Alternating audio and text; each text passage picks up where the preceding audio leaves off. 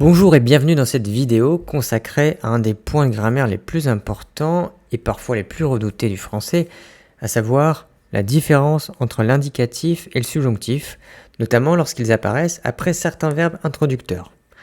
Cette vidéo ne sera pas la seule sur le sujet, étant donné que le thème est vaste et implique de nombreuses particularités. Pourquoi est-il important de comprendre cette distinction entre l'indicatif et le subjonctif ? Parce qu'elle ne concerne pas seulement la correction grammaticale, mais aussi la nuance, l'élégance et la précision de l'expression. Maîtriser le subjonctif permet d'exprimer ses émotions, ses doutes, ses souhaits, et de marquer la frontière entre ce qui est réel et ce qui ne l'est pas encore, ou peut-être jamais. Commençons par une idée très simple mais fondamentale. L'indicatif et le subjonctif ne parlent pas du même monde. L'indicatif est le mode de la réalité objective. Quand on utilise l'indicatif, on considère que le fait évoqué est sûr, observable, qu'il existe bel et bien. Mais c'est un peu comme si on posait une photo de la réalité sur la table et qu'on disait « voilà, c'est ça ». Par exemple, si je dis « je pense que Marie est déjà arrivée », j'exprime une croyance forte, je considère son arrivée comme réelle, du moins très probable. Le subjonctif, lui, appartient à un registre différent, celui de la subjectivité. Quand on utilise le subjonctif, on ne parle pas d'un fait certain, mais d'une éventualité, d'un souhait, d'une crainte, d'un doute. C'est une réalité vue à travers le prisme de nos sentiments. Si je dis « je souhaite que Marie soit déjà arrivée », cette fois je ne décris pas un fait, j'exprime un désir. Peut-être qu'elle est arrivée, peut-être pas. Ce n'est pas la question. Ce qui importe, c'est ce que je ressens à propos de cette possibilité. On peut donc retenir une opposition très nette. L'indicatif, c'est observer la réalité, le subjonctif, c'est réagir à la réalité. Voyons maintenant quels verbes appellent l'un ou l'autre. On parle souvent des verbes de la tête et des verbes du cœur.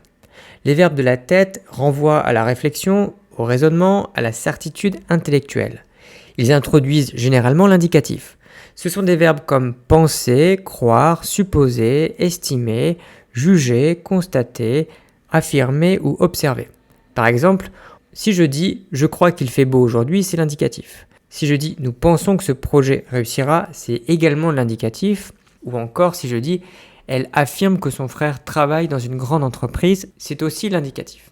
Dans tous ces cas, on est dans l'univers de la pensée, de l'opinion qui s'appuie sur une certitude ou du moins une forte probabilité. Les verbes du cœur, eux, appartiennent à la sphère de l'émotion, de la volonté, du doute. Ils entraînent presque toujours le subjonctif.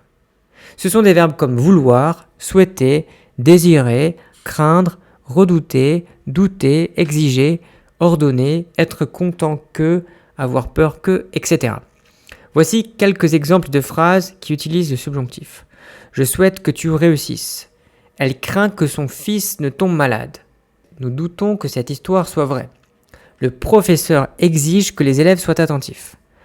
Vous voyez la différence. Dans le premier cas, on raisonne sur la réalité telle qu'on la perçoit, on exprime notre rapport subjectif à cette réalité. Pour aller plus loin, un petit détour par l'étymologie peut nous aider. Le mot indicatif vient du latin index, qui veut dire indiquer. On comprend donc que l'indicatif est le mode qui montre, qui désigne directement la réalité telle qu'elle est, sans la remettre en question. Le mot subjonctif vient de subjungere, qui signifie mettre sous le joug. Il est à relier avec le mot subjectif. Autrement dit, ce mode exprime une réalité soumise à une contrainte, la contrainte du sentiment, du doute, de l'incertitude. La phrase au subjonctif ne décrit pas directement le monde, elle le filtre, elle l'oriente à travers le regard subjectif du locuteur. Entrons maintenant dans quelques cas particuliers, car la grammaire, comme vous le savez, aime toujours nous surprendre. Le premier cas est le verbe espérer. En français, espérer se construit avec l'indicatif, même s'il exprime un souhait. Pourquoi ? Parce qu'espérer contient une part de confiance, une croyance dans la réalisation du fait. Dire « j'espère qu'il fera beau demain » signifie qu'on considère ce fait comme assez probable. En revanche, « j'espère qu'il fasse beau » serait perçu comme une erreur.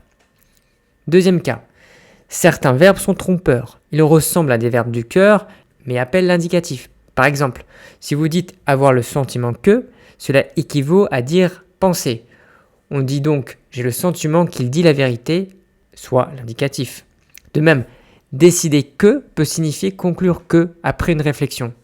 Exemple, le jury a décidé qu'il était coupable. Toujours à l'indicatif. Le troisième cas, c'est la règle des deux sujets. Le subjonctif demande deux sujets différents. Si le sujet est identique, on emploie l'infinitif. On dit donc « je souhaite partir » ou « je souhaite que tu partes », mais on ne dira jamais « je souhaite que je parte ». Autre exemple, « elle est désolée d'être malade » ou « elle est désolée que son mari soit malade ».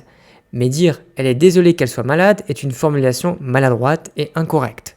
Enfin, un mot sur le fameux nœud explétif. Celui-ci s'emploie surtout à l'écrit, notamment après les verbes de crainte. Contrairement à ce qu'on pourrait croire, il n'exprime pas une négation. Par exemple, je crains qu'il ne soit trop tard. Ici, le ne veut pas dire ne pas. La phrase signifie simplement que je crains qu'il soit trop tard. C'est un raffinement stylistique propre au français soigné. Regardons maintenant des phrases comparées pour bien sentir la différence entre l'indicatif et le subjonctif. Si je dis « je crois que ce film est passionnant », j'emploie l'indicatif parce que je considère cette opinion comme sûre. Mais si je dis « je doute que ce film soit passionnant », j'emploie le subjonctif car j'introduis l'incertitude. De même, « je pense que ce tableau est un Picasso », c'est l'indicatif. Mais « je doute que ce tableau soit un Picasso », c'est le subjonctif. Et surtout, ne pas dire « je doute que ce tableau est un Picasso ». Cette dernière phrase est incorrecte car le doute impose le subjonctif. Alors pour récapituler, on utilise l'indicatif quand on est dans le monde de la certitude, de la logique, de la constatation.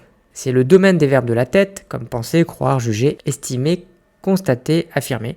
Exemple, je pense qu'il viendra. On utilise le subjonctif quand on exprime des émotions, des désirs, des craintes, des doutes. C'est le domaine des verbes du cœur. Vouloir, souhaiter, craindre, désirer, être content, avoir peur que, douter, etc. Exemple, je voudrais qu'il vienne. En d'autres termes, l'indicatif décrit la réalité constatée, le subjonctif, la réalité envisagée, incertaine et subjective. Pour conclure, souvenez-vous de cette opposition simple, la tête prend l'indicatif, le cœur appelle le subjonctif.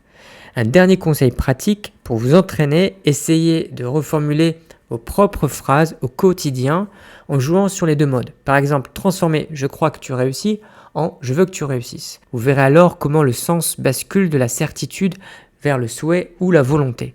Avec un peu de pratique, vous sentirez spontanément quel mode utiliser et le subjonctif ne sera plus une source de stress, mais un véritable outil pour enrichir votre expression.